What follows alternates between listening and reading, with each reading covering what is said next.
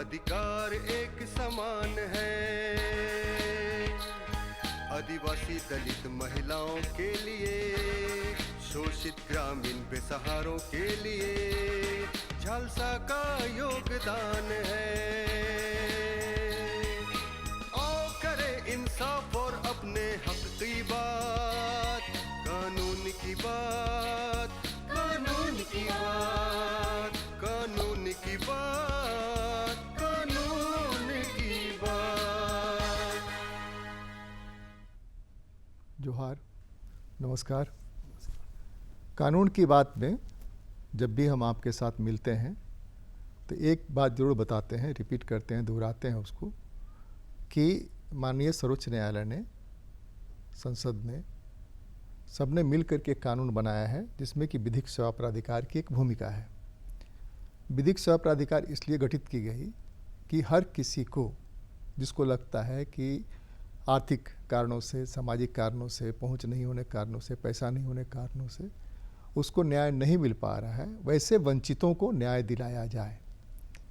और न्याय दिलाने के लिए सुगम रास्ता ढूंढा गया। सुगम रास्ता यह ढूंढा गया कि अगर आप फिजिकली असमर्थ हैं, नहीं आ सकते हैं, तो आप अगर वहाँ से एक चिट्ठी भी भेज दें, डाकिया के माध्यम से, ग्राम पंचायत के माध्यम से, या किसी से लिखवा करके डीएलएसए को, विधिक सेवा प्राधिकार को, तो वो आपके एप्लीकेशन पर संज्ञान लेगा, कार्रवाई शुरू हो जाएगी और जहाँ से जो मदद संभव होगा वो मदद आपको दिलाई जाएगी कानूनी। इसके अलावा इस व्यवस्था में यह भी उपाय किया गया है कि कुछ खास श्रेणियाँ बनाई गई हैं जिनमें एससी, एसटी, ट्रांसजेंडर और तमाम महिलाएं निःशुल्क कानूनी सहायता प्राप्त कर सकती हैं। इनके अलावा 3 लाख से सालाना आमदनी जिनकी कम है वह भी आर्थिक प्रमाण पत्र लेकर के कानूनी सहायता के हकदार हैं, कानूनी सहायता पा सकते हैं। किसी भी इस तरह की समस्या के लिए जहां कानून आड़े आता है, कानून के चलते आपको परेशानी हो रही है, कानून से मदद नहीं मिल रही है, आप सीधे अपने जिला अदालत में जाइए।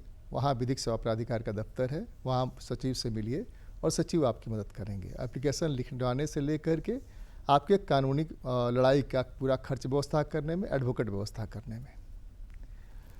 इसी में विधिक सेवा प्राधिकार के तहत ही एक व्यवस्था है लोक अदालत की। लोक अदालतों की क्या भूमिका है, क्या ज़रूरत है, आज इसी मुद्दे पर बात करेंगे हम कानून की बात में। हमारे साथ है बात करने के लिए झालसा और डालसा के मध्यस्थ पीएन सिंह जी, स्वागत है आपका। जोहार, नमस्कार। एक तो लोक अदालत बताइए कि लोक अदालत क्या है और लोक अदालत की भूमिका क्या है, विधिक सेवा प्राधिकार के तहत क्या भूमिका है? जैसा कि नाम से स्पष्ट है, लोक अदालत जन कोर्ट, जन अदालत कहिए, पब्लिक कोर्ट है। और ये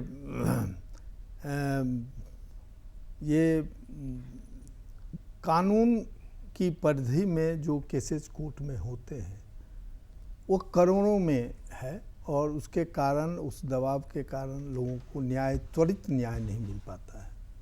लोक अदालत एक प्रक्रिया है जिसके तहत आप एक सुगम, सस्ता, सभी को न्याय मिलने की का रास्ता मिलता है और कोर्ट में जो दबाव है उस पर वो कम होता है। एडीआर कहते हैं इसको, ये न्याय पाने की जो प्रक्रिया है, ये मैकेनिज़्म है डिस्प्यूट रेजोल्यूशन का, अल्टरनेट डिस्प्यूट रेजोल्यूशन मैकेनिज़्म है जिसके माध्यम से हम सस्ता, सुगम और सभी को न्याय उपलब्ध कराते हैं।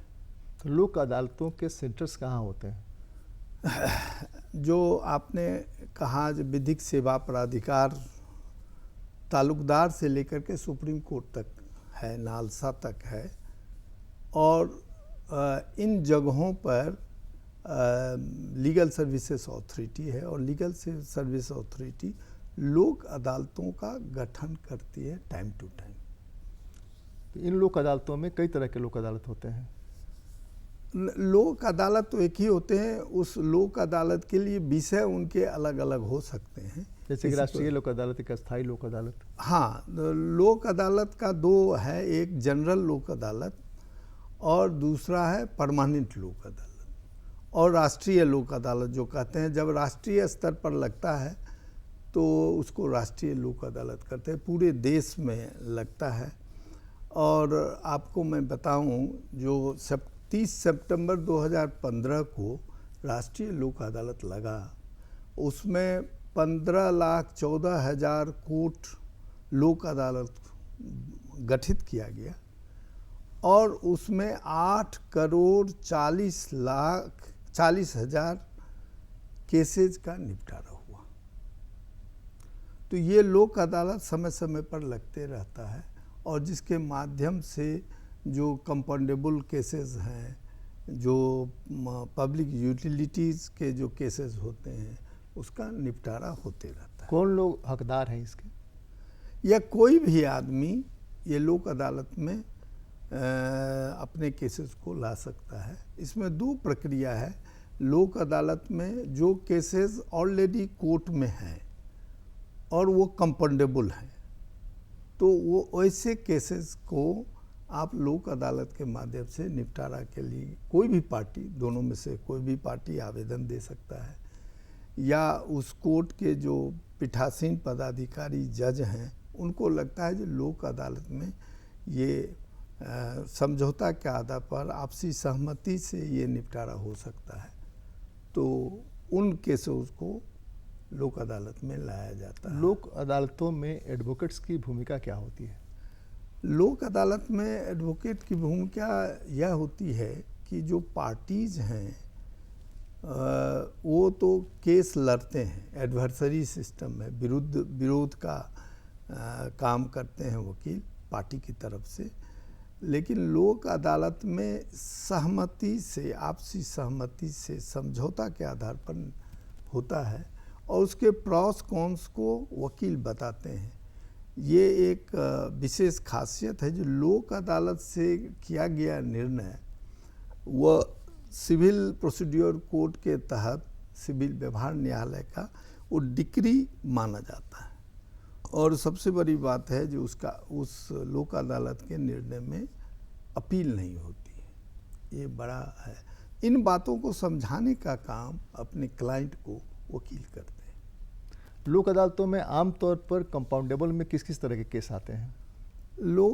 लोक अदालत में कंपाउंडेबल, जिसमें मोटा मोटी जो छोटे अपराध के केसेस रहते हैं, जिसमें कि समन, जैसे पेंशन का बहुत लंबे समय से मामला चल रहा है। हाँ, तो बिजली का मामला चल रहा है लंबे से। ये परमानेंट लोक अदालत हाँ। है। उसमें एक तो लोक अदालत समय समय पर आयोजित किया जाता है, गठन किया जाता है। एक परमानेंट लोक अदालत जो नियमित रूप से चलते रहता है, सर्विस मैटर देखता है। वो जो है पब्लिक यूटिलिटी से संबंधित केसेस जो है उसका निपटारा करता है। वो केस कोई कोर्ट में अभी आया नहीं है, केस नहीं हुआ है। केस से पहले प्री लिटिगेशन स्टेज में वो वहाँ से किया जा सकता है। यहाँ जो केसेज होता है उसमें किस तरह के मामले होते हैं? आमतौर पर कंपाउंडेबल में जो आपने बताया, पेंशन के मामले हो सकते हैं, दूसरे सारे मामले हो सकते हैं, सिविल बहुत सारे मामले हो सकते हैं, जिसमें मोटा मोटी जो हीनियस अपराध है, मर्डर, डकैती, रॉबरी, ये सब नहीं आता है। चुनाव से संबंधित केसेस नहीं आते हैं, सरकार के विरुद्ध जो केसेस है नहीं आते हैं। वैसे केसेस जिसमें कि कंपाउंडेबल का यही मतलब है। जैसे यूनिवर्सिटीज़ में बहुत सारे लोग हैं जिनका कि अखबारों में आता है, मीडिया में आता है कि लोक अदालत लगी और उसमें पेंशन का मामला उनका रिजॉल्व हो गया, उनका सुलझ गया। तो पेंशन के इतर और ये इसके लिए स्पेशल लगाते हैं जो आज यूनिवर्सिटीज़ से जुड़े, सपोज कीजिए जो राज्य भर के यूनिवर्सिटीज़ में विश्वविद्यालय से जुड़े मामले का केसेस का निदान किया जाएगा, ये विशेष विषय पर है तो लोक अदालत में आता है और उसका निदान होता है। सरकारी महकमे में भी बहुत सारे लोग हैं जो पेंशन के लिए लंबे समय तक लड़ते रहते हैं, ग्रेच्युटी के लिए लंबे समय से लड़ते रहते हैं, पीएफ नहीं मिल रहा है इसके लिए लड़ाई लड़ते रहते हैं। वो भी क्या लोक अदालत में जा सकते हैं? हाँ, क्यों नहीं जा सकते? प्री लिटिगेशन में भी जा सकते हैं, प्री लिटिगेशन, पोस्ट लिटिगेशन में भी जा सकते हैं, दोनों। क्या प्रक्रिया है उसकी? वो ये अगर केस कोई प्राध्यापक केस किया है यूनिवर्सिटी में, अगर केस का फॉर्म है जिसको लिटिगेशन कहते हैं, उस केस को अगर वो चाहे अपना आवेदन दे सकता है संबंधित कोर्ट को और वो संबंधित कोर्ट उस पर विचार करेगा, उनको लगता है ये फिट केस है फॉर लोक अदालत, तो वो रेफर कर देगा लोक अदालत को, और लोक अदालत के निर्धारित तिथि समय को दूसरे पक्ष को भी नोटिस दे करके उन्हें उपस्थित होने के लिए कहा जाता है। तो ऐसे केसेस जिसको कि कोर्ट ये फिट समझती है वो उसमें आएगा, या सरकार। कमर्शियल केसेस भी हो सकता है उसमें। कॉमर्शियल केस तो होता ही है, बिना फिनांस के। उस सब केसेस जो लोक अदालत में किया जा सकता है, सारे केसेस आते हैं। और अभी लोक अदालत के माध्यम से पहले 10 लाख तक के वैल्यू का केसेस आता था, आज 1 करोड़ तक के अगर राशि का अगर कोई केस है तो लोक अदालत से, और ये एक बहुत बड़ा आसान तरीका हुआ जो आप लोक अदालत से आमने सामने बैठ करके कंप्रोमाइज करके सहमति से लोक अदालत के माध्यम से। अपने यहाँ विधिक सेवा प्राधिकार में कई तरह के फोरम हैं जो इस तरह को एड्रेस करते हैं, जैसे आपको ट्रिब्यूनल हो गया, वो भी जिसको रेफ़र करता है, स्थायी लोक अदालत हो गया वो भी रेफ़र करता है, जो विशेष लोक अदालत लगता है, राष्ट्रीय लोक अदालत लगता है, वो भी रेफ़र ये इन मामलों को देखता है, समझता है। हम ये कह रहे हैं कि अगर किसी का मामला कोर्ट में पेंडिंग है किसी तरह के कोर्ट में, तो इसमें प्री मीडिएशन पोस्ट मीडिएशन ये दोनों में उसके लिए क्या आसान होगा कि अगर किसी के कोई पेंशन के मामले को लेकर के जा रहा है सीधे कोर्ट में, वो प्री मीडिएशन में जाए, कमर्शियल मामले को लेकर के जा रहे हैं वो प्री मीडिएशन में जाए। प्री मीडिएशन की गुंजाइश कितनी बचती है इसमें? देखिए, अभी प्री मीडिएशन से पूरा है, प्री मीडिएशन में आप जा सकते हैं। प्री लिटिगेशन है, प्री लिटिगेशन मीडिएशन, लिटिगेशन करने से पूर्व, उसमें आसान है। अगर सहमति से कोई निर्णय हो जाता है तो उसमें समय बचता है, पैसा बचता है, और सबसे बड़ी बात है जो आपको कोई आपके जो केस आप लड़ेंगे तो आप जब कोई डॉक्यूमेंट देते हैं वो पब्लिक हो जाता है। आप कुछ रिश्ते ऐसे होते हैं जिसमें लोग नहीं चाहते हैं जो अंदर की बात लोगों के सामने में आवे। प्री लिटिगेशन में उसकी गुंजाइश, वो जानने की गुंजाइश नहीं होती। लेकिन अगर पहले लिटिगेशन के बाद आफ्टर लिटिगेशन करते हैं, केस करने के बाद अब करते हैं, तो आप सबूत के तौर पर या और तरह के तौर पर आप डॉक्यूमेंट्स देते हैं दूसरे, तो और रिश्ता खराब होता है। तो प्री लिटिगेशन हमेशा अच्छा माना जाता है। इस तरह के केसेस में जो आपने आंकड़े बताए कि करोड़ और लाख में जो मामले होते हैं, उसमें जो समझौते होते हैं खासकर गवर्नमेंट फोरम से, गवर्नमेंट फोरम मान लेती है, तो कई बार होता है कि अदालतों के फैसले के बावजूद गवर्नमेंट फोरम्स जो है आजकल परसों करके महीनों सालों गुजार देती है। इस मामले में क्या स्थिति है? नहीं, ये जैसा कि हमने कहा कि लोक अदालत का डिक्री अवार्ड वो अपीलेबल नहीं है, लेकिन कॉन्स्टिट्यूशन में ऐसी प्रावधान है, आप अगर कोई केस करना चाहते हैं तो आपको आप केस कर सकते, रिट कर सकते हैं, केस नहीं होगा। वो हाई कोर्ट का जुरिडिक्शन है और सुप्रीम कोर्ट का जुरिडिक्शन है, उसमें आप रिट कर सकते हैं, आप केस के अपील नहीं कर सकते। एक बड़ा भारी व्यवस्था है जो कोई अपील नहीं कर। दूसरा, अगर आप कहीं केस करने जाते हैं कॉमर्शियल केस में या सिविल कोर्ट्स में आप करते हैं, तो कोर्ट फी जमा करना पड़ता है जो लाखों में रहता है। तो जब आप ये लोक अदालत के माध्यम से अपने विवाद को निपटाते हैं तो वो पैसे आपको वापस मिल जाते हैं, जिसने वो केस किया है वो वापस मिल जाता है। तो बहुत बड़ा राहत है आपको केस लड़ने में। ऐसे ही बहुत सारे पैसे लगते हैं और उसके बाद फी भी लगता है, तो इसीलिए। एक और हमको बताएं कि ईपीएफ और जीपीएफ, दो तरह के मामले हैं जिसमें लोगों को परेशानी होती है कुछ एरर्स के चलते, सालों दौड़ना पड़ जाता है, तो उस तरह के मामलों को लोक अदालत में ले जाया जा सकता है। एकदम लोक अदालत के लिए ले जाया जा सकता है या पोस्ट मीडिएशन के लिए ले जाया सकता है। मैंने प्री लिटिगेशन में प्री लिटिगेशन ये जो मामला है, ये चूंकि जैसे किसी का नाम का एरर हो गया हो, किसी के डेट ऑफ बर्थ का एरर हो गया हो, या किसी का जो नॉमिनी हो उसके डेट ऑफ बर्थ का एरर हो गया हो, तो उस तरह के कोई भी विवाद अगर आता है, किसी भी तरह का विवाद आता है, तो आपको जैसे मैंने नहीं, बताया, हम क्लियर करना चाहते हैं, दर्शकों को ये साफ होना चाहिए। जैसे कि मान लीजिए बी और भी है, विजय विजय से भी लिखते हैं और भी से भी लिखते हैं, बी से भी लिखते हैं, भी से भी लिखते हैं, वीर भी बी से भी लिखते हैं, भी से भी लिखते हैं।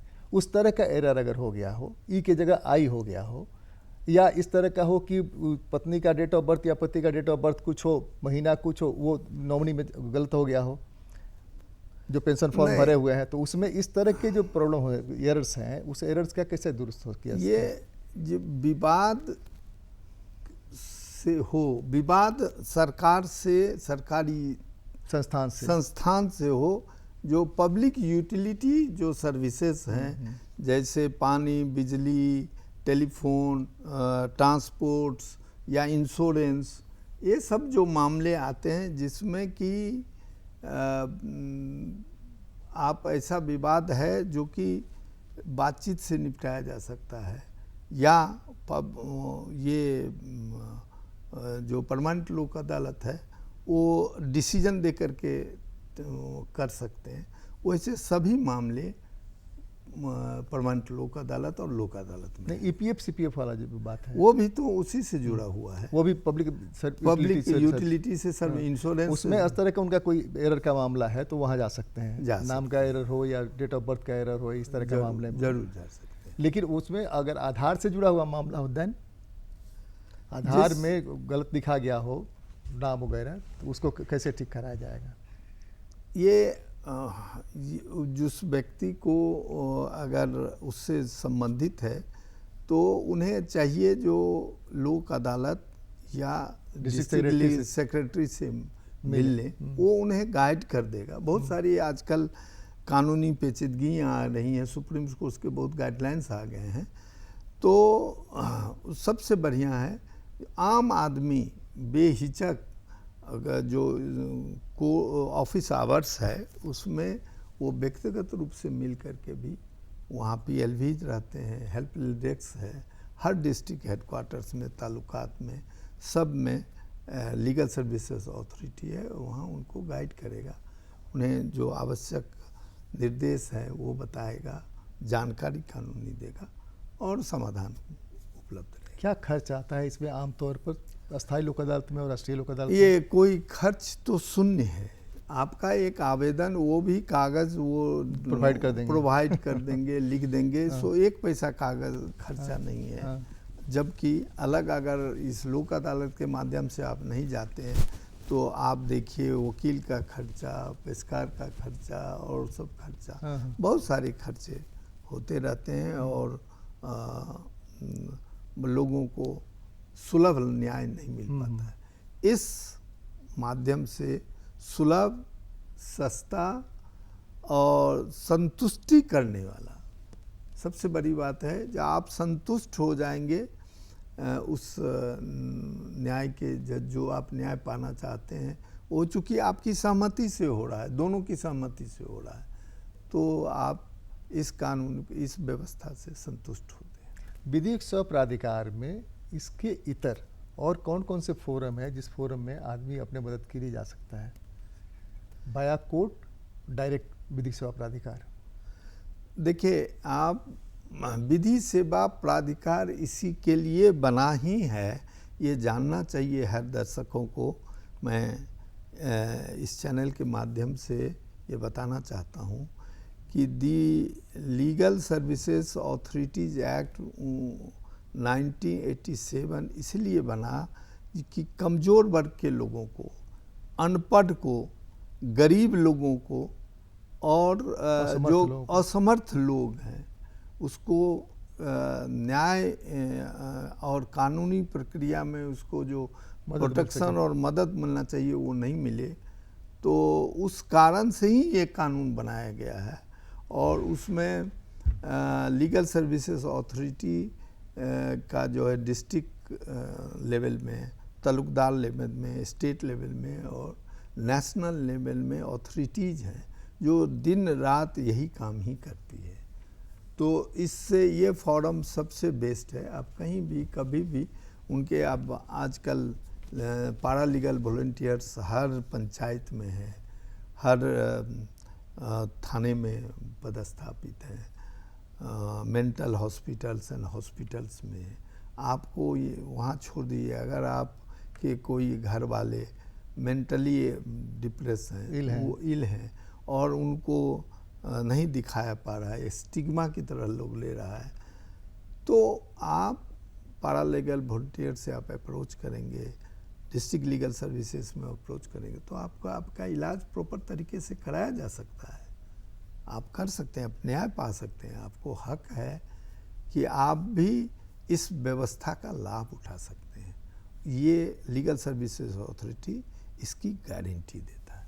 हाँ, एक और है कि पारिवारिक विवाद में आजकल प्रताड़ना बहुत ज़्यादा हो रहा है। आजकल क्या, पहले भी होता था, अब थोड़ा मुखर हुए हैं लोग, तो इस तरह के मामलों में भी कानूनी सहायता वहाँ से मिल सकती है क्या?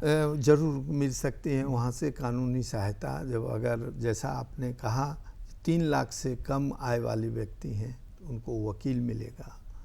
आप महिला हैं, एसटी हैं, एससी हैं और ट्रांसजेंडर हैं, कहीं आग लगी या राइट्स के विक्टिम हैं, तो उन सबों को लीगल सर्विसेज अथॉरिटी। प्राकृतिक आपदाओं में और ख़ास करके आपको ये क्या नाम है,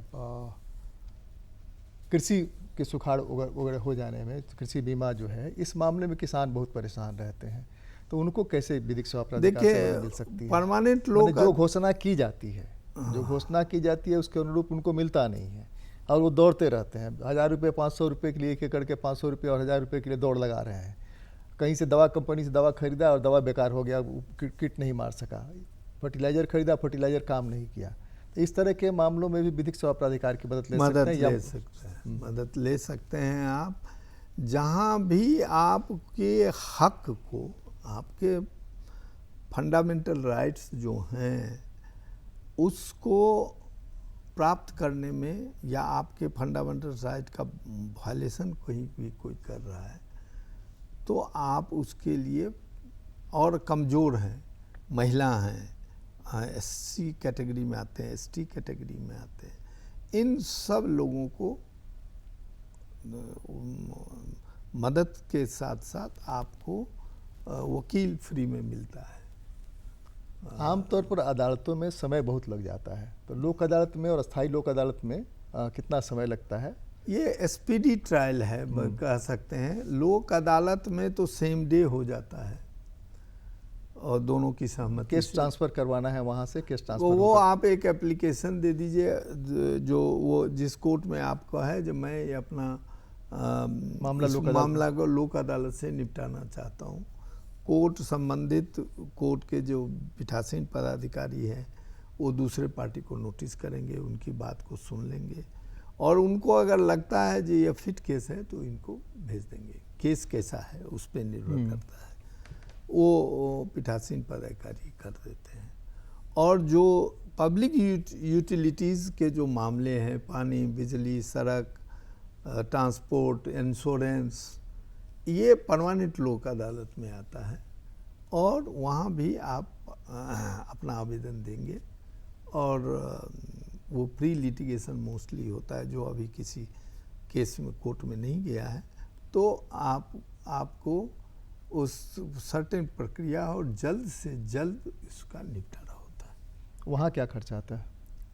वहाँ भी कोई खर्च नहीं है, वहाँ कोई कोर्ट में फी नहीं देना पड़ता है, कुछ देना, आपको एक आवेदन देना पड़ता है और जब ये दोनों पार्टी को नोटिस होती है तो दूसरा पार्टी को है कहते हैं रिटन स्टेटमेंट, वो SW रिटन स्टेटमेंट, और उसका जवाब यही देना पड़ता है। और उसमें एडवोकेट लेना पड़ता है कि जरूरत नहीं है एडवोकेट लेने की? कोई ज़रूरत नहीं रहती है एडवोकेट को, क्योंकि जो चेयरमैन और मेंबर होते हैं परमानेंट लोक अदालत के, वो बहुत क्लियरली समझाते हैं।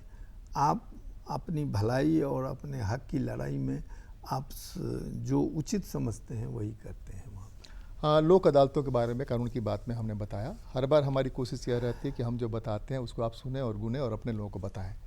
कानून की बात में आज तो बस इतना ही, अगली बार मिलते हैं तो किसी और मुद्दे पर चर्चा करते हैं। बहुत बहुत धन्यवाद। जोहार, नमस्कार। नमस्कार। एक दिखाए थे तुम